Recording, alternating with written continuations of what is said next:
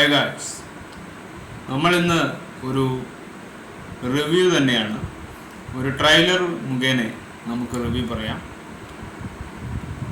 സിനിമയുടെ പേര് കറുത്ത ജൂതൻ. ഒരു 2017 ഒരു ട്രെയിലറാണ്, നമുക്ക് കാണാം.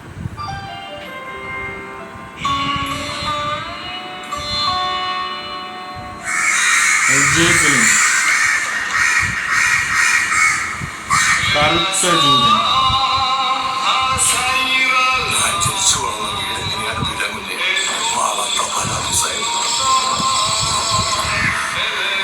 ജൂതൻ കമ്മ്യൂണിസ്റ്റ് ആണെങ്കിൽ അവൻ കാറൽ മാർക്സ് ആയിരിക്കും, അതല്ല ശാസ്ത്രജ്ഞനാണെങ്കിൽ അവൻ ഐൻസ്റ്റീൻ ആയിരിക്കും.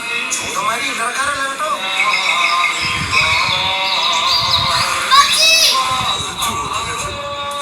മുസ്ലിംമാര് കൊടുക്കാൻ പറ്റും.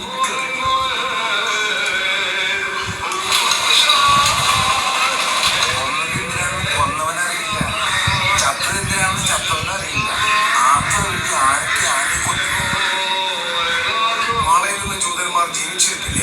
ഒരു തിരിച്ചുവരവില്ലാത്ത കല്ലറയിലേക്കാണ് യാത്ര.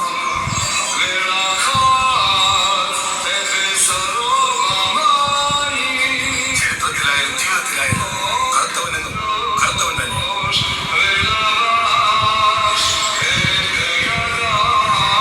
ഡയറക്ടർ സലീം കുമാർ.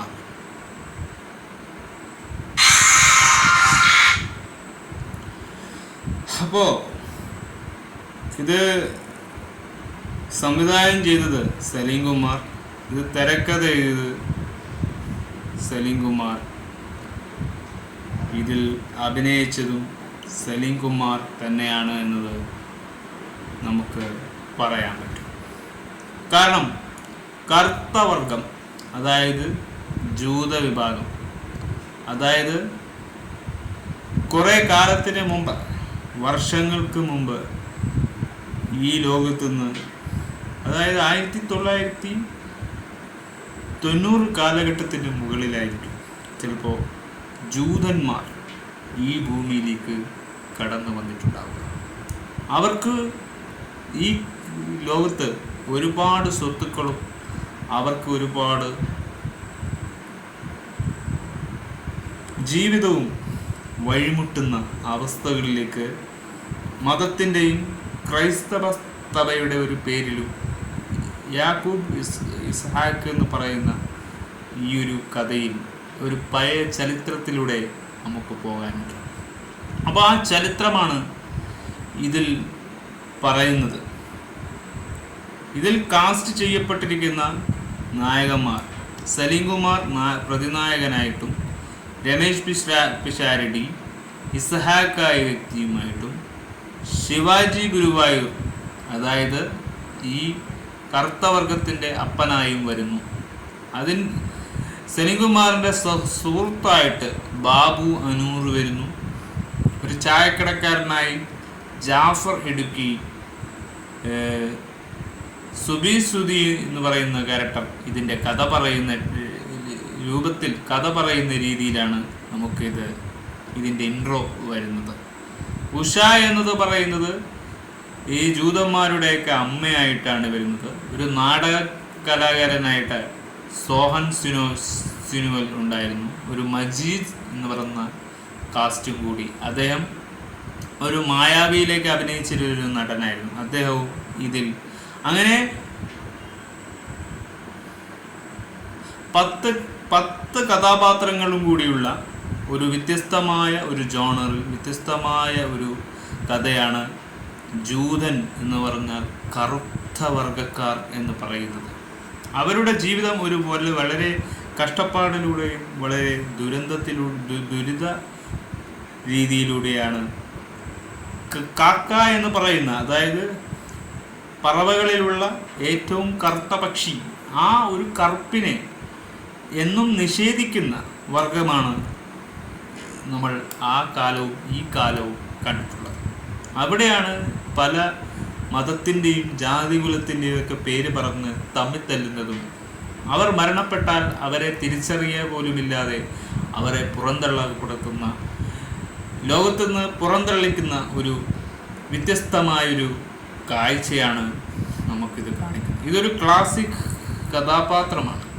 ഈ ഒരു സിനിമ കണ്ടതിന് ശേഷമാണ് ഞാൻ നിങ്ങളുടെ മുന്നിൽ വന്നത്. 2017 ഈ ഒരു സിനിമ നമ്മുടെയൊക്കെ മുന്നിൽ എത്തുന്നത്. ഈ സിനിമ അത്രക്കും നല്ലൊരു ജനങ്ങളെ മുന്നിൽ ഗംഭീര അഭിപ്രായം നേടിയ ഒരു സിനിമ തന്നെയാണ്. 18 ആഗസ്റ്റ് 2017 ഈ ഒരു സിനിമ നമ്മുടെ മുന്നിൽ മലയാള ചിത്ര കറുത്തുമുത്തുന്ന ദേശീയ അവാർഡ് നേടിയ സലീം കുമാറിൻ്റെ രചനയും തിരക്കഥയും സംവിധാനം നിർവഹിച്ചിരിക്കുന്ന ഒരു കഥയാണിത്. ഈ ഒരു സിനിമയാണ് നമ്മൾ കണ്ടിരുന്നത്. ഒരുപാട് ഇമോഷൻ, അതായത് ജീവിതത്തിൽ ഒരു ഒരു ഇമോഷണലായി അറ്റാച്ച് ചെയ്യപ്പെടുന്ന ഒരു വർഗമാണ് കറുത്ത വർഗക്കാർ, അതായത് ജൂതന്മാർ എന്ന് പറയുന്ന ആൾക്കാർ. അവർ വളരെ പ്രയാസപ്പെട്ട് വർഷങ്ങൾക്ക് മുമ്പ് കേരളത്തിലേക്ക് കുടിയേറിപ്പാർക്കാൻ വേണ്ടി ഒരു വിഭാഗം ജൂതരുടെ ജീവിതമാണ് ഇതിൽ പറയുന്നത്. ദൃശ്യവൽക്കരിക്കുന്നത് ആരോൺ ഇല്യാഹു എന്ന കഥാപാത്രത്തെയാണ്. സലീം കുമാർ എത്തുന്നത് രമേശ് പിഷാരടി, സുബി സുധീഷും, ശിവാജി ഗുരുവായൂർ, ഉഷ എന്നിവർക്കൊപ്പം TN പ്രതാപൻ MLA ചിത്രത്തിൽ പ്രധാന കഥാപാത്രങ്ങളിൽ അവതരിപ്പിക്കുന്നുണ്ട്. 2016 47ാമത് സംസ്ഥാന ഫിലിം അവാർഡ് പ്രഖ്യാപനത്തിൽ മികച്ച കഥയ്ക്കുള്ള പുരസ്കാരവും ഈ ചിത്രം നേടിയിട്ടുണ്ട് എന്നതാണ് യഥാർത്ഥ അർത്ഥം. ഒരു എല്ലാത്തിൻ്റെയും മുഖമാകുന്ന ഒരു ദൃശ്യങ്ങളിലേക്ക് പോകുന്ന ഒരു കഥാ സന്ദർഭങ്ങൾ നമുക്ക് പറയാം. എങ്ങനെയാണ് ഇതിൻ്റെ കഥ തുടങ്ങുന്നത് എന്ന് പറഞ്ഞാൽ 2000 കയറുന്ന കാലഘട്ടമായിരിക്കാം. അതായത് 2000 വർഷത്തെ കേരളത്തിലെ ജൂത ചരിത്രവും നായകൻ്റെ ആത്മകഥയും കൂടിച്ചേർന്നതാണ് ഈ കഥ എന്ന് പറയുന്നത്. ചിത്രത്തിൽ കാണിച്ചിരിക്കുന്നത് നായകൻ മാള എന്ന് പറയുന്ന ഒരു ഗ്രാമത്തിൽ ജൂതനായ ആരോൺ എന്ന ഏലിയാഹുവാണ് അവിടെ ഉള്ളത്. അപ്പോൾ മാള എന്ന ഗ്രാമത്തിലുള്ള ഏലിയാഹു എന്ന കഥാപാത്രത്തിൽ സലീം കുമാർ മുസ്ലിം ബീരാൻ കുഞ്ചിൻ്റെയും ജൂതനായ ആരോണിൻ്റെയും ശക്തമായ സൗഹൃദം ഈ ചിത്രം ഓർമ്മിപ്പിക്കുകയാണ്. പുരാതന സംസ്കാരങ്ങൾ പൊളിച്ചുമാറ്റി പുതിയ ലോകത്തിൻ്റെ അവകാശികൾക്കായി അവയിൽ പുതിയവ പുനർനിർമ്മിച്ചതിൻ്റെ പ്രാധാന്യം ഇത് എടുത്തു കാണിക്കുന്നു. എല്ലാറ്റിനുപരി ഇന്ത്യയിലെ മാള എന്ന ഗ്രാമത്തിലെ പലസ്തീൻ ഇസ്രായേൽ സംഘർഷം സൃഷ്ടിച്ച അംഗത്വത്തിലേക്ക് ചിത്രം വെളിച്ചം വീശുന്നു. ഇന്ത്യയിലെ 2000 വർഷത്തെ ജൂത പാരമ്പര്യത്തിൻ്റെ വേരുകൾ തേടി ആരോൺ എല്യാഹു സഞ്ചരിക്കുന്ന മാല ഗ്രാമത്തിൽ നിന്നാണ് ആരോൺ ഇതിനായി തൻ്റെ യാത്ര ആരംഭിക്കുന്നത്. തൻ്റെ അന്വേഷണത്തിനിടയിൽ ഒരു വാഹനാപകടത്തിൽ അദ്ദേഹം മരിച്ച വാർത്ത പരക്കുന്നു. ലോകമെമ്പാടുമുള്ള എല്ലാ ജൂതന്മാരെയും ഇസ്രായേലിലേക്ക് തിരികെ കൊണ്ടുവരാൻ സ്വതന്ത്ര ഇസ്രായേൽ ആഹ്വാനം ചെയ്യുന്നു. മറ്റ് ജൂതന്മാരോടൊപ്പം മാളയിലെ ജൂത മേധാവിയായ വെറോണിക്കയുടെ കൽപ്പന പാലിച്ച് തൻ്റെ എല്ലാ സ്വത്തുക്കളും പഞ്ചായത്തിൽ ഏൽപ്പിച്ച് ഇസ്രായേലിലേക്ക് പോകുന്ന യഥാർത്ഥ ആരോൺ മരിച്ചിട്ടില്ല. ഉത്തരേന്ത്യയിലെ ഒരു ആശ്രമത്തിൽ അദ്ദേഹം കോമയിലായിരുന്നു. അവിടെ നിന്നാണ് അദ്ദേഹം ഒരു രാത്രി ആരോൺ മാളയിലേക്ക് മടങ്ങുമ്പോൾ അദ്ദേഹം നാണക്കേടായി സ്വന്തം വീട് മാള എന്ന പോസ്റ്റിൽ ഓഫീസായി മാറുന്നു. അതായത് പോസ്റ്റ് ഓഫീസായി മാറുന്നു. സ്വന്തം വീട് ഒരു പോസ്റ്റൽ ഓഫീസായി മാറുന്ന ഒരു കഥയാണ്. നാട്ടുകാർ അദ്ദേഹത്തിൻ്റെ സ്വത്ത് ആസ്വദിക്കുന്നതും അയാൾ കാണുന്നു. ആരോണിൻ്റെ സ്വത്ത് തിരികെ നൽകാൻ നാട്ടുകാരും പഞ്ചായത്ത് അധികൃതരും വിസമ്മതിക്കും. ഈ വ്യക്തി യഥാർത്ഥ ആരോണല്ലെന്നും സ്വത്ത് തട്ടിയെടുക്കാൻ അയാൾ ഒരു വഞ്ചകനാണെന്നും അവർക്ക് അവരുടേതായ ന്യായീകരണമുണ്ട്. ആരോണിൻ്റെ സ്വന്തം വ്യക്തിത്വം നഷ്ടപ്പെട്ടു.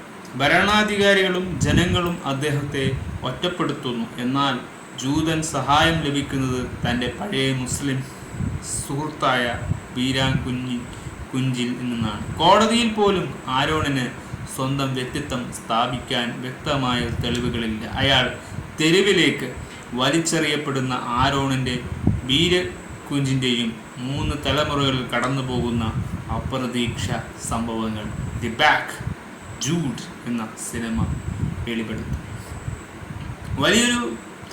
വലിയൊരു പ്രസ്താവനകൾ, വളരെ ഒരു മനസ്സിൽ തട്ടുന്ന കഥകളാണ് നമ്മളിപ്പോൾ വായിച്ചതും നമ്മളിപ്പോൾ പറഞ്ഞതും.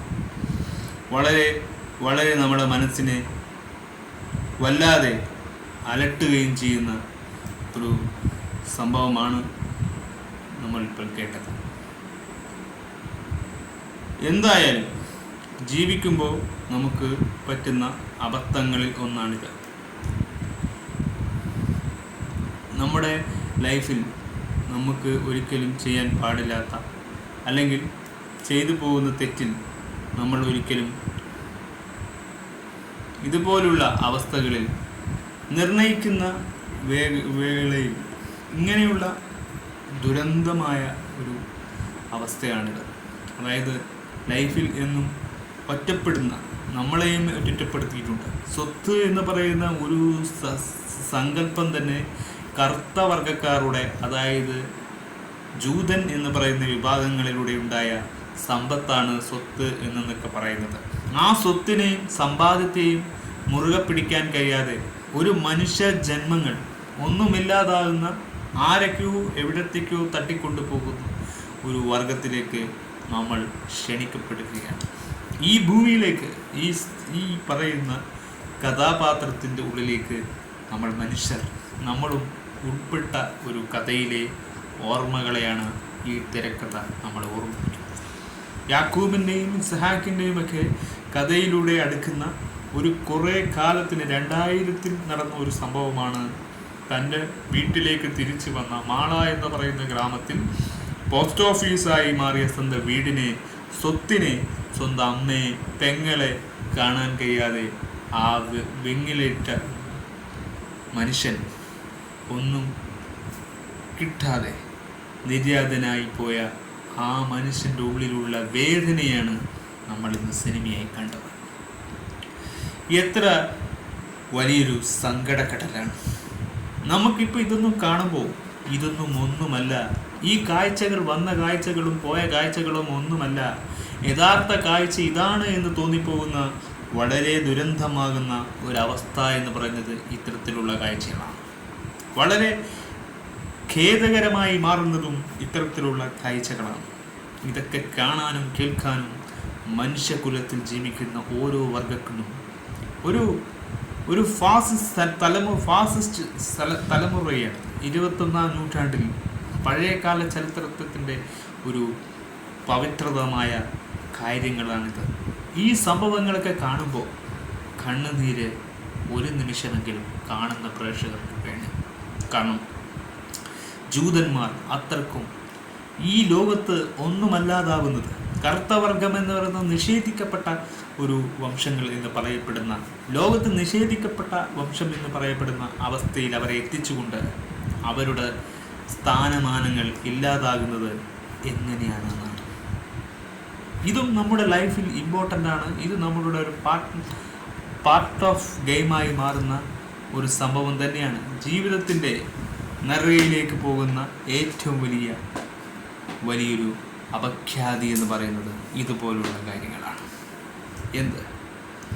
നമ്മൾ തമ്മിലുള്ള ഐക്യം മുന്നോട്ട് പോവാതെ ഇങ്ങനെ രണ്ടായി മാറുന്ന ഒരു സ്വത്ത് എന്ന് പറയുന്ന കാര്യങ്ങളിൽ രണ്ടായി മാറുന്ന കുടുംബത്തിൻ്റെ കഥയിലെ ഒരു ഭാഗം കൂടി തന്നെയാണ്. കുടുംബമായാലും നമ്മുടെ ജനാധിപത്യത്തിലായാലും ഈ രണ്ട് പിളർപ്പിലേക്ക് പോകുന്ന അവസ്ഥ, ആരുമില്ലാതാകുന്നത്, അവൻ്റെ സ്വത്തുക്കൾ, സമ്പാദ്യങ്ങൾ മൊത്തം രണ്ട് വൈക്കളിലേക്കാക്കി മറ്റുള്ളവർ അത് പൊട്ടിച്ചിരിച്ചും കോടതി പോലും അദ്ദേഹത്തിനൊരു നീതി വാങ്ങിക്കൊടുക്കാതെ വേർപ്പെടുത്തിക്കുന്ന ഒരു കാഴ്ചയെപ്പറ്റി പറയുമ്പോൾ ഞാൻ ഇത്തിരി ഇമോഷണലാണ്. ഈ സിനിമ നമ്മുടെയും ജീവിതത്തിൽ എഫക്റ്റ് ചെയ്തിട്ടുണ്ടോ എന്ന് ചോദിച്ചാൽ യെസ്. എൻ്റെയൊക്കെ ലൈഫ് അങ്ങനെയാണ് മുന്നോട്ട് പോകുന്നത്. സ്വത്തുക്കളില്ല, സമ്പാദ്യമില്ല, ഒന്നുമില്ലാത്തവനായി ജനിച്ചവനാണ് ഞാൻ ജനിച്ചത് എന്തിന്, ഞാൻ എന്തിന്, എൻ്റെ ഉപ്പ എങ്ങനെ മരണപ്പെട്ടു എന്ന് പോലും അറിയാൻ കഴിയാത്തൊരു മനുഷ്യനാണ് ഞാൻ. ഏത് രീതിയിലാണ്, എൻ്റെ ലൈഫും ഇതുപോലെ ഒരു കാര്യങ്ങളിലൂടെയാണ് പോകുന്നത്.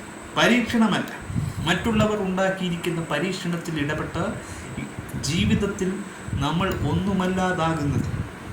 വേദനിച്ച് അവൻ നാളെ എന്തായിട്ടും നിങ്ങൾ ഉത്തരം പറയുക, അവൻ ഡ്രഗ്സിന് അടിമപ്പെട്ടു, അവൻ മറ്റുള്ളതിന് അടിമപ്പെട്ടു എന്നതല്ല നിങ്ങൾ പറയേണ്ടത്. ഇവൻ ഇങ്ങനെ ആവാൻ എന്താണ് കാരണമെന്നത് കണ്ടെത്താനുള്ള ശ്രമമാണ് നിങ്ങൾ നടത്തേണ്ടത്. ഇവനെ ഇവനെ ഇതിലേക്ക് നയിക്കാനുള്ള കാരണം എന്താണ്? ആ കാരണമാണ് ഇതുപോലെയുള്ള അവസ്ഥ എന്ന് പറയുന്നത്. ജീവിതത്തിൻ്റെ റിയാലിറ്റിയിൽ ഇത് സംഭവിക്കുന്നുണ്ടോ എന്ന് നമ്മൾ നോക്കിയിട്ടുണ്ടോ? ഉണ്ട്. ലൈഫിൻ്റെ ഒരു റിയാലിറ്റി, ലൈഫിനെ പറ്റിയുള്ള നമ്മുടെയൊക്കെ ചിന്തകളിൽ ഇത്തരത്തിലുള്ള സിനിമകൾ നമ്മളെ ഒന്ന് വലിയ ബലഹീനരാക്കുന്നുണ്ട്. റിവ്യൂ പറയുകയാണ്, ഇത്രയും നല്ലൊരു സിനിമ, ക്ലാസിക് ടച്ചുള്ള ഒരു ദേശീയ തലത്തിൽ വരെ എത്താൻ പറ്റുന്ന ഈ ഒരു സിനിമയ്ക്ക് ആ അംഗീകാരം കിട്ടിയതേ അത്ഭുതം. ഇത്തരത്തിലുള്ള സിനിമകൾക്ക് അംഗീകാരം കിട്ടിയേ പറ്റൂ എന്ന് ഞാൻ പറയുന്നു. കാരണം ജീവൻ്റെ തുടിപ്പ്, ജീവനേക്കാൾ വലിയൊരു തുടിപ്പ് വേറെയില്ല. ആ മനുഷ്യൻ്റെ എല്ലാ ഓർമ്മകളിൽ നിന്നും മായാ കാഴ്ചകളിലേക്ക് നമ്മളെ കൊണ്ടെത്തിക്കുമ്പോൾ ആ നിമിഷം നമ്മളിലുള്ള വേദനയാണ് നമ്മൾ കടിച്ചമർത്തുന്നത്. ഇത്രക്കും വിഷമിപ്പിച്ച്, ഇത്രക്കും ദ്രോഹിച്ച് ആ മനുഷ്യനെ ഈ ലോകത്ത് നിന്ന് പറഞ്ഞു വിടുമ്പോൾ അതിൽ നിന്ന് കിട്ടുന്ന സുഖമാണ് ഇവർ ആനന്ദിക്കുന്നത്. തലമുറകളായി അത് വഞ്ചിച്ച് കിട്ടിയ ജീവിതങ്ങളിൽ നിന്ന് അവൻ്റെ പെറുക്കിയെടുക്കുന്ന, അവൻ്റെ പിച്ചപാത്രത്തിൽ നിന്ന് കൈയിടുന്നവൻ്റെ പിച്ചപാത്രത്തിൽ പോലും ഒരു ജൂതന്മാരെ കൊണ്ടെത്തിക്കുന്ന ഒരു ലോകമാണിത്. അതും ഒരു വെറികെട്ട ഒരു സ്വഭാവമുള്ള ജനതയിലേക്ക് നമ്മളെ തള്ളിയിടുകയാണ്. ഈ ഹ്യൂമൻ എന്ന് പറയുന്ന ആ പ്രവൃത്തിയെ മാറ്റി നിർത്തുന്നത് മൃഗത്തേക്കാൾ എത്ര സുന്ദരമാണ്. ആ മൃഗങ്ങൾ എങ്ങനെയാണ് സുന്ദരമായി ജീവിക്കുന്നത്? ഇതൊന്നും ഒരു ലക്കാണ്. ഈ ലൈഫൊന്നും ഒരു ലക്കായി ചിന്തിക്കാൻ ഞാൻ തയ്യാറില്ല. ലക്കിൽ ജീവിക്കുന്നവരല്ല മനുഷ്യർ. നമ്മളൊന്നും ലക്കിലല്ല, നമ്മളൊക്കെ നിർഭാഗ്യരാണ്. കാരണം ഈ ജൂതന്മാരുടെയൊക്കെ സ്വത്തുക്കളിൽ എവിടെ നിന്നോ വന്ന് എവിടത്തേക്കോ പാർപ്പെട്ട നമ്മുടെ ഈ ജീവിതത്തിൽ സ്വത്തും പൊത്തും ഒന്നുമില്ലാതെ നമ്മളിങ്ങനെ ഇല്ലാതായിക്കൊണ്ടിരിക്കുമ്പോൾ പലർക്കും സ്വാധീനമുള്ളവരും സ്വാധീനമില്ലാത്തവരെയും രണ്ട് വിഭാഗക്കാരെയും ചിന്തിച്ചിട്ട് നമുക്ക് പറയാൻ പറ്റണം, ആരാണ് കേമന്മാർ? എല്ലാവൻ കേമന്മാരാകരുത്. അവർ ഉപയോഗിക്കുന്നത് മറ്റൊരു വ്യക്തിത്വത്തിൻ്റെ ആഹാരമാണ് എന്നത് അവൻ ചിന്തിക്കുക. താൻ തിന്നുന്ന ഭക്ഷണത്തിൽ മറ്റുള്ളവൻ്റെ കണ്ണുനീരിൽ ഉപ്പുണ്ട് എന്നത് ചിന്തിക്കാതെ ജീവിക്കുന്ന ഒരു വർഗം. ആ വർഗത്തിൽ പെട്ടവരല്ല നമ്മൾ. ആ വർഗത്തിൽ പെടാൻ ആഗ്രഹിക്കുന്നവരല്ല നമ്മൾ വെളുത്ത വർഗ്ഗക്കാരായാലും കറുത്ത വർഗ്ഗക്കാരായാലും എല്ലാം മനുഷ്യരാണ്, ഹ്യൂമൻസാണ്. അവരുടെയും രക്തം ചുവപ്പാണ്, നമ്മുടെയും രക്തം ചുവപ്പാണ്. ആ വ്യത്യാസത്തിൽ ജീവിക്കുന്നവരാണ് നമ്മൾ. ആ ജീവിതം മാറ്റിമറിക്കണം എന്നതാണ് ഞാൻ പറയുന്നത്. നമ്മൾ അതിനെ വേറെ രീതിയിൽ അവരെയും ഈ ലോകത്ത് ഉൾപ്പെടുത്തണം. അവരുടെയും ജീവിതം ജഡ്ജ് ചെയ്യേണ്ടത് നമ്മളല്ല അത് തീരുമാനിക്കുന്നത്. ജീവിക്കുന്നതും മരിക്കുന്നതും ആരാണെന്ന് തീരുമാനിക്കുന്ന ഒരു ശക്തിയുണ്ട് ഇവിടെ. അതായത് ജീവിക്കുകയുമില്ല മരിക്കുകയുമില്ല എന്ന പവറിൻ്റെ ശക്തിയെപ്പറ്റി തിരിച്ചറിയാത്തവരല്ല മലയാളികൾ. ആ മലയാളികളോടാണ് ഞാൻ പറയുന്നത്, ഈ ഒരു സൊസൈറ്റി നമ്മുടെയൊക്കെ സൊസൈറ്റികളിൽ നടക്കുന്ന അക്രമങ്ങളൊക്കെ കാണുമ്പോൾ എന്തെങ്കിലും വേദന തോന്നാതിരിക്കില്ല. ചങ്ക് പുളക്കുന്ന വേദനകളിൽ ഓടുന്ന കാഴ്ചകളെയാണ് ഞാൻ സിനിമാ രൂപത്തിൽ കണ്ടത്. കാരണം നമ്മളും അനുഭവിക്കുന്നത് ഇതേ ഫിയറാണ്, ഇതേ അവസ്ഥയാണ്, ഇതാണ് നമ്മുടെ ലൈഫിൽ മാനസികമായി നമുക്ക് സംഭവിച്ചുകൊണ്ടിരിക്കുന്നത്. നമ്മളെ ജീവിതം തൊടുന്നു എന്നത് പറയുന്ന സിനിമ ലൈഫിൽ ചിലപ്പോൾ മാത്രം കിട്ടുന്ന സിനിമകൾ, ക്ലാസിക്കൽ ടച്ച്. ആ ഒരു ടച്ച് ഈ ഒരു സിനിമക്കുണ്ട് എന്നത് ഞാൻ പറയാതെ പറയുകയാണ്. കാരണം വലിയൊരു സിനിമ, ഇത്തരത്തിലുള്ള നല്ലൊരു സിനിമ വളരെ ബ്ലോക്ക് ബസ്റ്ററിൽ എത്തേണ്ട സിനിമകളാണ്. പക്ഷെ ഇത്തരത്തിലുള്ള സിനിമകളെ സൈഡിലേക്ക് ഒതുക്കുന്ന കാഴ്ചകളും നമ്മൾ കാണുന്നുണ്ട്. അതുകൊണ്ടാണ് ഞാൻ പറയുന്നത്, ദേശീയ തലത്തിലല്ല, ഓസ്കാർ വരെ അടക്കാനുള്ള എല്ലാ സാന്നിധ്യം പോലും ഈ സിനിമകൾക്കുണ്ട്. ഈ സിനിമകൾ ദേശീയ അന്തർതലത്തിൽ അറിയപ്പെടേണ്ട സിനിമകളാണ് എന്നതാണ് എൻ്റെ ഒരു അഭിപ്രായം ഞാൻ പറയാൻ പോകുന്നത്. നമ്മുടെ കമ്മ്യൂണിക്കേഷൻസ് പോലും അത്തരത്തിലുള്ള രൂപാന്തരപ്പെട്ടിരിക്കുകയാണ്.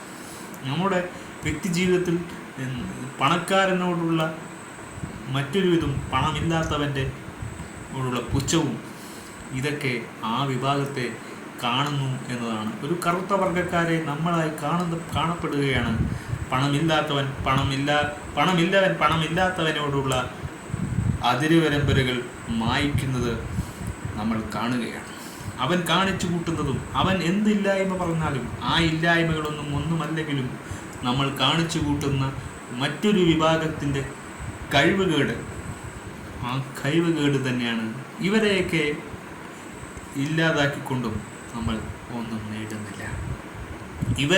ഇവരുടെ സ്വത്തുക്കൾ തന്നെയായിരിക്കാം ഇവർ അനുഭവിക്കേണ്ട കറുത്ത വർഗ്ഗക്കാരുടെ ജൂതന്മാർ അത്രയും ശാപം കിട്ടിയാണ് ഈ ഭൂമിയിൽ നിന്ന് അവരെ ഈ നാട്ടുകാർ, ഈ ജനങ്ങൾ ശപിച്ചു കളഞ്ഞ ഒരു ലോകത്തേക്കാണ് സൃഷ്ടിച്ചത്. അവർ ഈ മണ്ണിൽ ജീവിക്കാനും അർഹതയുള്ളവരാണ്. ഈ ലോകത്ത് അവർക്കും അർഹതയുണ്ട്, ഇല്ല എന്നല്ല. ഒരു ഉറുമ്പിന് പോലും ഇവിടെ ജീവിക്കാൻ അർഹതയുണ്ടെങ്കിൽ അത്തരത്തിലുള്ള മനുഷ്യർക്കും ജീവിക്കാൻ ഇവിടെ അർഹതയുണ്ട്. അവർ ഈ മണ്ണിന് കറുത്ത വർഗം എന്ന് പറയുന്ന വർഗം നിഷേധിക്കപ്പെടുകരുത്.